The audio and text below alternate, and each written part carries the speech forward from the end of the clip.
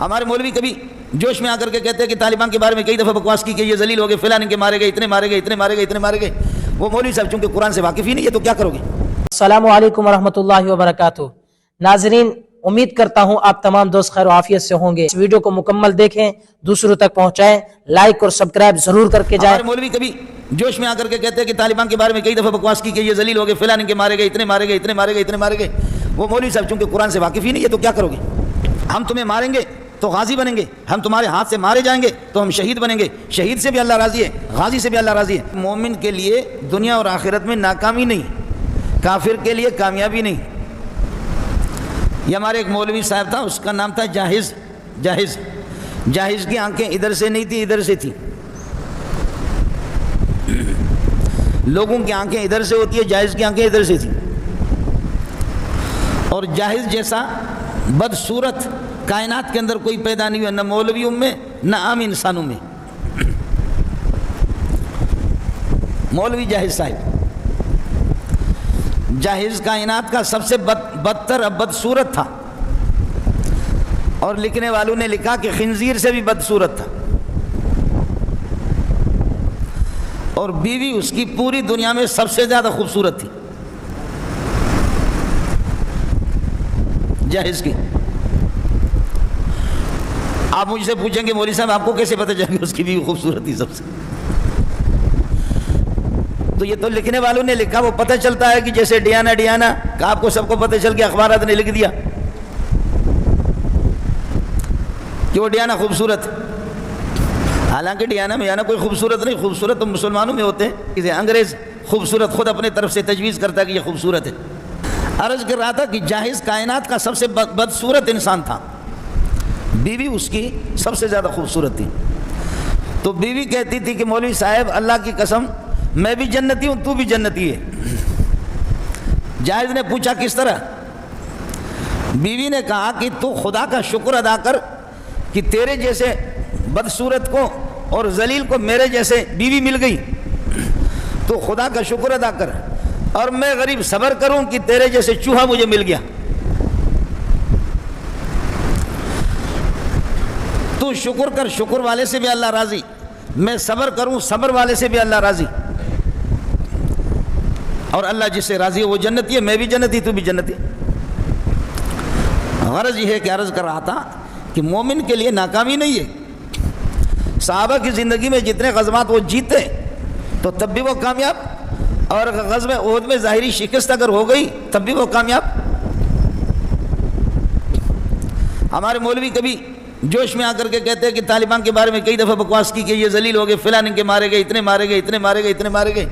وہ مولوی صاحب چونکہ قرآن سے واقف ہی نہیں ہے تو کیا کرو گے؟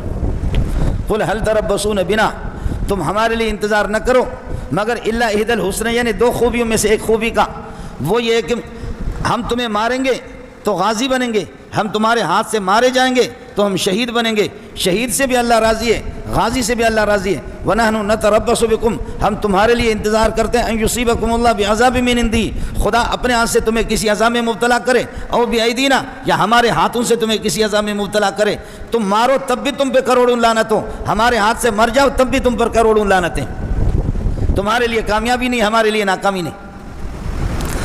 میرے نبی فرماتے ہیں غزوہ بھی میرے نبی کو پسند ہے اور غازی ہونا بھی میرے نبی کو پسند ہے، لیکن میرا نبی یہ بھی دعا کرتا ہے وَدِدْتُ بِأَنْ أُقْتَلَ فِي سَبِيلِ اللَّهِ ثُمَّ أُحْيَا ثُمَّ أُقْتَلْ ثُمَّ أُحْيَا ثُمَّ أُقْتَلْ، میں محمد دلی تمنا رکھتا ہوں کہ خدا مجھے توفیق دے دے، میں جنگ لڑوں، اللہ کی رضا کے لیے شہید ہو جاؤں، پھر زندہ ہو جاؤں، پھر شہید ہو جاؤں، پھر زندہ ہو کر کے جنگ لڑوں، اور یہ کہ جہاد کروں، پھر شہید ہو جاؤں۔ وَدِدْتُ أَنْ أُقْتَلَ فِي سَبِيلِ اللَّهِ ثُمَّ أُحْيَا ثُمَّ أُقْتَلْ ثُمَّ أُحْيَا ثُمَّ أُقْتَلْ، یہ شہادت کا مقام ہے۔ پھر یہ کہ کرنل صاحب ہے یا جرنل صاحب ہے یا سیٹ صاحب ہے یا چودھری صاحب ہے یا مولوی صاحب ہے، جو بھی مر گیا سو مر گیا۔ اس بلڈنگ کے نیچے 7 منزل اگر بلڈنگ ہو، اس کے نیچے آپ بارود رکھیں اور اس کو بلاسٹ کریں تو اس طریقے پر ہوگا، پوری بلڈنگ آ کر کے گر جائے گی۔ یہی حال ہے، اللہ کا بھلا کرے، موت کا۔ موت ہر چیز کو شکست دیتی ہے، موت ہر چیز کو فنا کر دیتی ہے، موت ہر چیز کو ناکام نامراد بنا دیتی ہے، موت اللہ آپ کا بھلا کرے بچوں کو یتیم بنا دیتی ہے ان کے باپ کو ان سے چھین کر کے، موت والدین کو ان کے جوان بیٹے سے محروم کر دیتی ہے، موت کسی چیز کو چھوڑتی نہیں ہے۔ یہ قرآن کی اصطلاح ہے کہ موت ہر ایک کو بچھاڑتی ہے۔ بڑے بڑے لوگوں کے کمر اس نے توڑی ہے، بڑے بڑے جابروں کے اور بادشاہوں کے گردن موت نے توڑی ہے، موت نے کسی کو چھوڑا نہیں ہے۔ لیکن قرآن نے عجیب بات کی، فرمایا کہ وَلَا تَقُولُوا لِمَنْ يُقْتَلُ فِي سَبِيلِ اللَّهِ أَمْوَاتٌ، لیکن جو لوگ اللہ کے راستے میں شہید ہو جاتے ہیں ان کو مردہ نہ کہو۔ موت تو سب کو ختم کر دیتی ہے، لیکن شہادت ایسی چیز ہے جو موت کو ذلیل کر کے چھوڑ دیتی۔ تم اس کو اموات مردہ بھی نہ کہو، روح اس کی نکل گئی، لیکن یہ کہ وہ نہیں ہے، اس کو اموات نہ کہو۔ خلاصہ یہ نکلا کہ موت تو پوری دنیا کو شکست دیتی ہے، لیکن یہ ہے کہ موت کو شہادت نے اس کو شکست دے دی۔ غازی تو ویسے ہی غازی ہے، لیکن جو شہید ہو گیا شہادت بھی جیت گئی اور موت ہار گئی۔ میدان بدر کے اندر 8 صحابی وہ مہاجرین شہید ہو گئے اور 6 انصار شہید ہو گئے۔ آپ بدر میں جا کر کے دیکھیں گے دیواروں پر ان کے نام لکھے ہوئے ہیں کہ فلان فلان یہ 14 صحابہ وہ شہید ہو گئے۔ ان کے بارے میں منافقین نے مشہور کر دیا، انہوں نے اپنی پیاری زندگی ختم کر دی، انہوں نے اپنے والدین کو نوجوان بیٹوں سے محروم کر دیا، انہوں نے اپنے بچوں کو یتیم کر دیا، انہوں نے محمد کے کہنے پر بیویوں کو بیوہ بنا دیا، چلے گئے، ختم ہو گئے، فنا ہو گئے، مردار ہو گئے۔ قرآن کہتا ہے مردار تو تم ہو جو کتے کی طرح بکتے رہتے ہو۔ ان کو کوئی مردار نہ کہو اور ان کو کوئی مرا ہوا نہ کہو، ان کو میت بھی نہ کہو۔ لا تقولوا لمن يقتل في سبيل ولا تحسبن الذين قتلوا في سبيل الله امواتا، جو لوگ اللہ کے راستے میں مارے گئے ان کو گمان بھی نہ رکھو، ان کے بارے میں یہ نظریہ بھی نہ رکھو کہ اموات ہے، بل احیاء عند ربهم، بلکہ خدا کے سامنے وہ زندہ ہے۔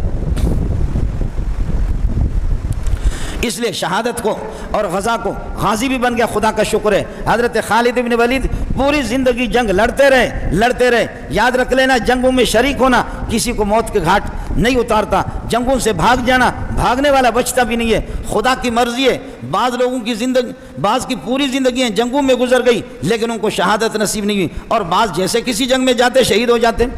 بعض لوگ زندگی بھر ڈرائیونگ کرتے، بڈھے ہو گئے، 70 سال 80 سال ڈرائیونگ کرتے، پاکستان کے چاروں صوبے میں چل پڑے، کبھی چھوٹے سے ایکسیڈنٹ بھی نہیں کیا، اور کبھی کوئی نیا ڈرائیور لگ گیا، 1 مہینہ نہیں ہو گیا کہ مردار ہو گیا۔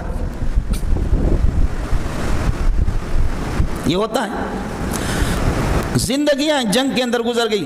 خالد بن ولید کی زندگی جنگ میں گزر گئی، فرمایا اے اللہ غازی تو بہت بنا، ہزاروں کو میں نے جہنم میں پہنچا دیا اپنے تلوار سے، ہزاروں کو جہنم میں پہنچا دیا، اب غازی تو بن گیا ہوں، لیکن مہربانی کرو شہادت بھی تو مجھے دکھا دو کہ شہادت کیا ہے۔